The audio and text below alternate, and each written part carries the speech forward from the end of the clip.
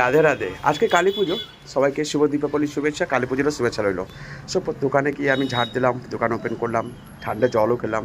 ঠান্ডা জল খাই না, তারপর ছাতু শরবতকে, তারপরে প্রদীপগুলো কিনলাম। কেন কিনতে বলেছিলাম দেখেছো? এটা কতটা অসহায়, রোদে দাঁড়িয়ে এরা প্রদীপ বিক্রি করছে, তার জন্য বলেছিলাম যে প্রদীপও এরা কিনবে। তারপর দুপুরে স্নান করে ভাত খেলাম, ভাতে লেবু নিলাম কিন্তু লবণটা নিলাম না। তারপর দোকানে এলাম, দোকানে কাজকর্ম সেরে মোমবাতি দিয়ে এইভাবে দোকানটার পাশে সাজালাম। সঙ্গে আমার বন্ধুরা ভাইরা আমাকে হেল্প করেছিল। কত সুন্দর লাগছে বলো তো। আবার একবার বলছি সবাইকে শুভ দীপাবলি। এইভাবে সাজালে না একদিনকার জন্য হলো আনন্দ পাওয়া যায়। এটা হচ্ছে আমাদের রানী মা, মানে বড় মা সাঁইতিয়ার। একে দর্শন করিয়ে তোমার বৌদিকে নিয়ে গেলাম ঘোরাতে। মানে ওর আমার সঙ্গে ঘুরতে যায় না, আমি নাকি ভালো জামা কাপড় পরি না।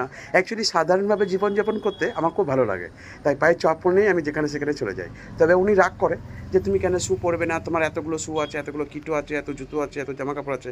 অ্যাকচুয়ালি আমি এখন চ্যালেঞ্জের মধ্যে থাকি, ভালো থাকি, এটাই অনেক। থ্যাংক ইউ সবাইকে।